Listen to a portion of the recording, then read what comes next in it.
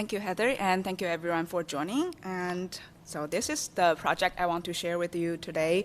And this is a kind of recently founded project, which we use the non-thermal atmospheric cold plasma technology with the goal to enhance the safety and the growth of alfalfa. As you already know, alfalfa is a very important forage that provides nutrients to the animals. And I'll always start the question about what is plasma, so bring everyone to the same page about this technology. People have different perspective when they think about plasma, like blood plasma or plasma TV. Well, the plasma we are talking about today is like more in the physics realm, like the fourth state of matter. We can turn if we add enough energy to any material, we can turn a material from solid to liquid to gas, and then by adding enough energy, we can turn it to a very ionized state of gas, which we referred as plasma.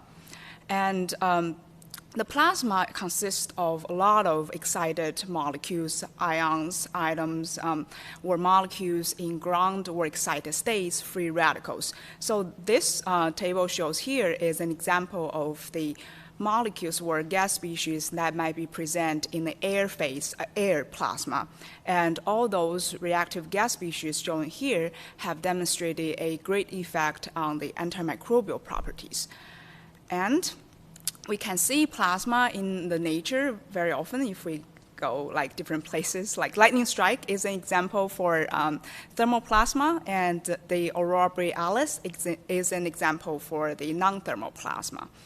And it's also, the plasma is related to our daily life from the fluorescent light, which is by the excitation of the mercury vapor to give the light. And the utilization of the ozonation system in a swimming pool for disinfection of the water is an example of the plasma application as well. And we have different types of plasma. We often divide it into two categories. What we call a equilibrium plasma, or also a thermal plasma, which in the thermal plasma, the plasma is activated, created by giving a lot of high energy input, like high temperature input, in which both the electron in the system is heated up as well as the remaining gas. So it can go up to very high temperature. The example for that is the sun is an example for a thermal plasma, and the lightning strike as well. As for the non-equilibrium, which we often refer to as a non-thermal or cold plasma, for this type of the plasma, only the electron is heated up, while the remaining gas will remain about ambient temperature, so room temperature. And in this case, the overall temperature of the plasma stay very low, and it's more applicable for food applications or processing of very heat-sensitive materials. And the aurora borealis is an example for that. And as mentioned, if we add enough energy, we can create plasma. So there are different types of the plasma sources. Just an overview, very quick. The corona discharge by a pin-to-plate design is more often used in the ozonation system to create ozone. And if we get a home ozonation system to clean vegetables or fruits, that is the design they use. And the dielectric barrier discharge system, which we often refer as DBD, in this type of the plasma, we would put a dielectric barrier in between the two electrodes to help us to produce a more uniform plasma. And this is the type of design I use in my lab to process in-package treatment of food particles. And we also have the plasma jet for more of the localized system.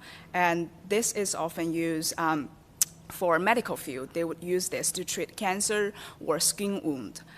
And we also have use microwave energy to create plasma, as well as photoplasma, which we use UV light to break down the gas to create the plasma. And the last is a surface DBD design, which oftentimes used in the aeroplanes to kind of modify the flow of air on the wing. So it's widely used, the plasma technology, in our daily life. Well, besides the gas phase plasma, for this specific project, what I want to discuss is we create the plasma in a gas form, and those species can solubilize into liquid. Any type of liquid can be activated by the plasma. Those species, once they solubilize into the liquid phase, they can be reacted with the water to create like nitrate, nitrite, as well as like a peroxide and peroxynitrite. And all those species, they can be used to like disinfect biofilms or any pathogens on the material, but not only that, it can be used as a like fertilizer to enhance the growth of the plants. And that is kind of the focus of this study specifically, which we are planning to use the plasma activated water to disinfect like the seeds, alfalfa seeds that might contaminate it with aspergillus or any other bacteria, but also increase the germination and the growth of alfalfa seeds. And here is an example of a previous study, like by a collaboration group, like which we use the same setup of the plasma transformers. Here is an kind of a setup that they use in this study, which they would treat. So it's a DBD, dielectric barrier discharge design. They would put a package, put a petri dish, and 20 ml of water in this design to treat directly under the 2 electrode field. In this study, they treated up to 20 minutes, I remember. And what they found that they have noticed an increased germination rate of the seed. So this study, they did soybean seeds treated in this study. And what they found is a higher germination rate of the untreated soybean seeds after soaking in plasma-activated water. And most importantly, what they found is that they have observed a growth of the seeds in which the untreated seeds soak in water, like showing these 2 red arrows. The treated, the seeds has been kind of watered with the plasma active water, has a higher average stem length compared to the one that's being watered with water. And also, what's kind of with expectation, the higher treatment time of the plasma active water has a higher content of peroxide, nitrate, nitrite formation. But we can see here that the plasma, if we treat the plasma active water too long, we might decrease the acidity too much, which also is not ideal for the plant growth. So in my study, we're gonna kind of focus on that, monitor the pH and nitrate, nitrite content in the plasma active water we generated. And what different from our design is we use, instead of treating like batch to batch 20 ml at a time, in the lab, we have designed a more scalable system, which we will create the plasma in a plasma cell, and then we kind of pumping the plasma cell to a microbubble generator and to generate plasma microbubbles. In this case, we have increased treatment capacity. If we have a large enough of vessel, we can treat like 20 liters at the time. The vessel we have now in my lab, we treat maximum of 2 liters at a time, but it's still much efficient than treating 20 ml at a time.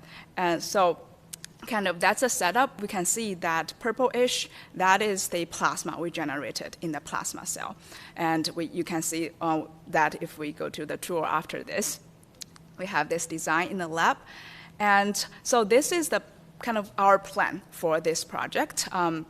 Is we're gonna treat the plasma active water for up to 20 minutes. The reason we are doing that is we have a previously hub-funded project which we treat the plasma active water for 20 minutes, and we are able to kind of have a 5 log, greater than 5 log reduction of listeria on the stainless steel plate. So that's kind of, we will start with 10 and 20 from our previous study. And we're gonna soak the seeds for up to an hour, and then we're gonna kind of do a microbial analysis at day 0 and day 1. The reason for that is we want to see any injury after, if we leave the seed longer, if we can see more injury after a day of storage. The seed gonna be inoculated with E. coli as a representative of E. coli 0157, and we're gonna also inoculated with Aspergillus niger as an example for the aflatoxin-produced mold. And then besides microbial analysis, we're going to do seed germination as well as plant growth analysis to see if we can enhance the growth of alfalfa. So I think that's all for my study, and I'll keep the question in the end. Thank you.